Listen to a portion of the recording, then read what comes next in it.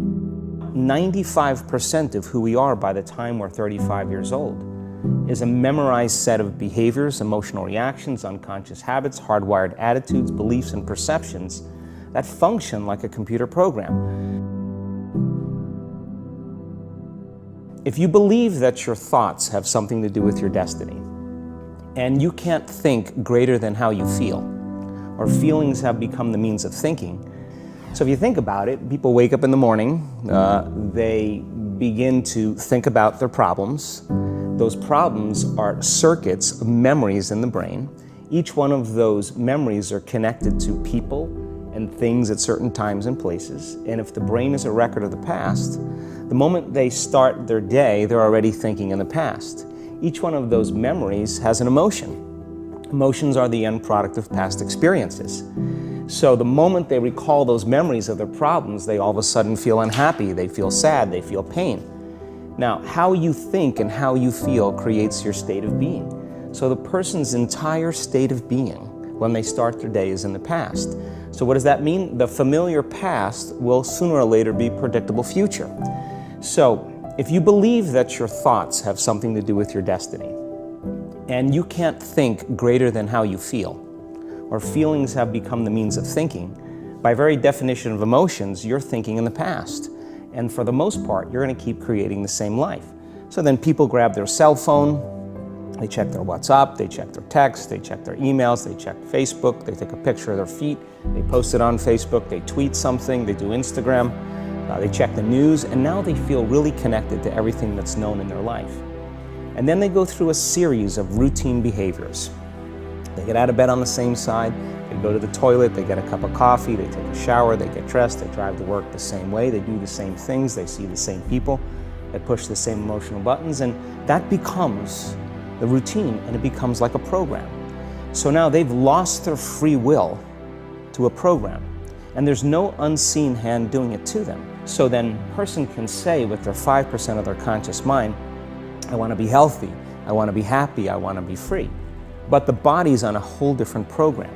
So then how do you begin to make those changes? Well, you have to get beyond the analytical mind, because what separates the conscious mind from the subconscious mind is the analytical mind. And that's where meditation comes in, because you can teach people through practice how to change their brainwaves, slow them down.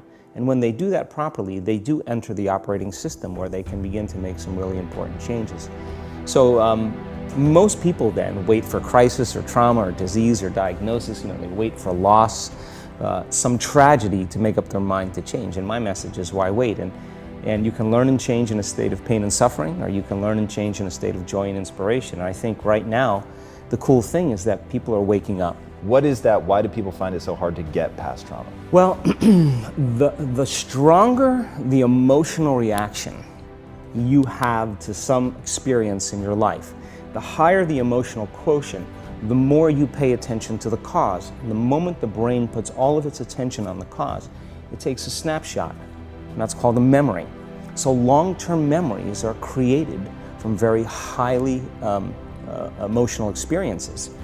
So what happens then is that people think neurologically within the circuitry of that experience, and they feel chemically within the boundaries of those emotions.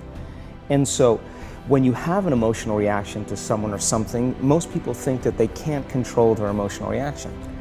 Well, it turns out if you allow that emotional reaction, it's called a refractory period, to last for hours or days, that's called a mood. I say to someone, hey, well, what's up? You say, I'm in a mood. Well, why are you in a mood? Well, I had this thing happen to me 5 days ago, and I'm having one long emotional reaction. You say to the person, why are you this way? And they'll say, I am this way because of this event that happened to me 15 or 20 years ago. And what that means from a biological standpoint is that they haven't been able to change since that event. So then the emotions from the experience tend to give the body and the brain a rush of energy.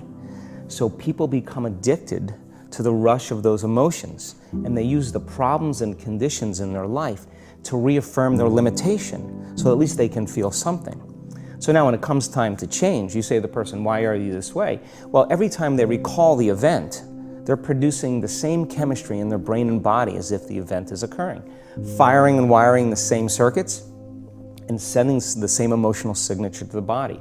Well, what's the relevance behind that? Well, your body is the unconscious mind. It doesn't know the difference between the experience that's creating the emotion and the emotion that you're creating by thought alone. So the body's believing. It's living in the same past experience 24 hours a day, 7 days a week, 365 days a year. And so then when those emotions influence certain thoughts, and they do, and then those thoughts create the same emotions, and those same emotions influence the same thoughts, now the entire person's state of being is in the past. The hardest part about change is not making the same choices you did the day before, period. And the moment you decide to make a different choice, get ready, because it's going to feel uncomfortable.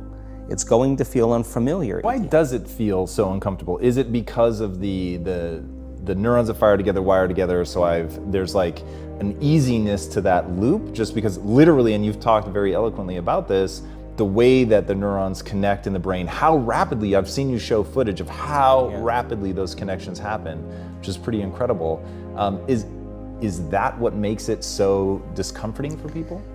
I think that the bigger thing is that we keep firing and wiring those circuits. They become more hardwired. So you have a thought and then the program runs. But it's the emotion that follows the thought. If you have a fearful thought, you're going to feel anxiety. The moment you feel anxiety, your brain's checking in with your body and saying, yeah, you're pretty anxious. So then you start thinking more corresponding thoughts equal to how you feel. Well, the redundancy of that cycle conditions the body to become the mind. Your body is your unconscious mind. In a sense, if you're sitting down and you start thinking about some future worst-case scenario that you're conjuring up in your mind, and you begin to feel the emotion of that event, your body doesn't know the difference between the event that's taking place in your world, outer world, and what you're creating by emotion or thought alone. So most people then, they're constantly reaffirming their emotional states. So when it comes time to give up that emotion, they can say, I really want to do it. But really the body is stronger than the mind because it's been conditioned that way. So the servant now has become the master. And the person all of a sudden, once they step into that unknown, they'd rather feel guilt and suffering because at least they can predict it.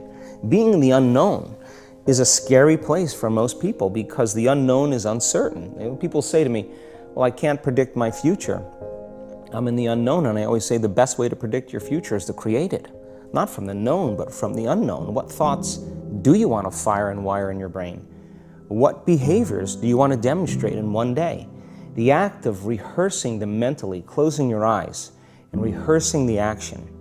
Rehearsing the reaction of what you want, or the action? The action of what you want. By closing your eyes and mentally rehearsing some action. If you're truly present, the brain does not know the difference between what you're imaging and what you're experiencing in 3D world. So then you begin to install the neurological hardware in your brain to look like the event has already occurred. Now, your brain is no longer a record of the past. Now it's a map to the future. And if you keep doing it, priming it that way, the hardware becomes a software program. And who knows, you just may start acting like a happy person. And then I think the hardest part is to teach our body emotionally what the future will feel like ahead of the actual experience. So what does that mean? You can't wait for your success to feel empowered. You can't wait for your wealth to feel abundant. You can't wait for your new relationship to feel love, or your healing to feel whole. I mean, that's the old model of reality, of cause and effect, waiting for something outside of us to change how we feel inside of us. And when we feel better inside of us, we pay attention to whoever or whatever caused it. But what that means then is that from the Newtonian world is that most people spend their whole life living in lack, waiting for something to change out there. The moment you start feeling abundant and worthy, you are generating wealth. The moment you're empowered and feel it, you're beginning to step towards your success. The moment you start feeling whole, your healing begins. And when you love yourself and you love all of life, you'll create an equal. And now you're causing an effect. And I think that's the difference between living as a victim in your world, saying, I am this way because of this person or that thing or this experience. They made me think and feel this way. When you switch that around, you become a creator of your world, and you start saying, my thinking and my feeling is changing an outcome in my life. And now that's a whole different game, and we start believing more that we're creators of reality. If you're not being defined by a vision of the future, then you're left with the old memories of the past and you will be predictable in your life. And if you wake up in the morning and you're not being defined by a vision in the future, as you see the same people and you go to the same places and you do the exact same thing at the exact same time, it's no longer that your personality is creating your personal reality. Now your personal reality is affecting or creating your personality. Your environment is really controlling how you think and feel unconsciously, because every person, everything, every place, every experience has a neurological network in your brain. Every experience that you have with every person produces an emotion. So some people will use their boss to reaffirm their addiction to judgment. They'll use their enemy to reaffirm their addiction to hatred. They'll use their friends to reaffirm their addiction to suffering. So now they need the outer world to feel something. So to change then is to be greater than your environment, to be greater than the conditions in your world, and the environment is that seductive. So then, why is meditation the tool? Well, let's sit down, let's close our eyes. Let's disconnect from your outer environment. So if you're seeing less things, there's less stimulation going to your brain. If you're playing soft music or you have earplugs in, less sensory information coming to your brain, so you're disconnecting from your environment.